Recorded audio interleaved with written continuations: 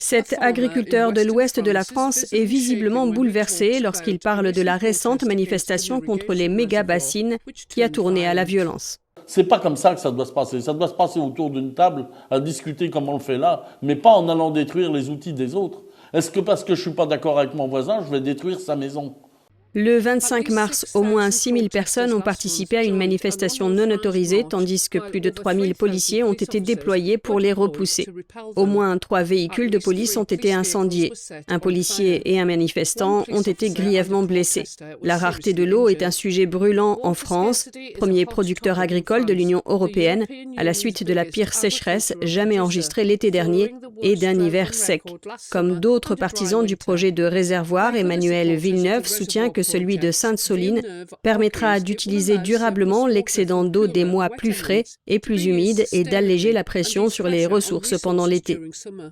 L'eau, c'est la meilleure assurance qu'on peut avoir.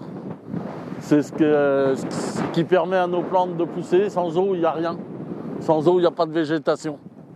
Les opposants à la construction de ces réservoirs dénoncent une mainmise sur l'eau au profit de quelques exploitations agricoles.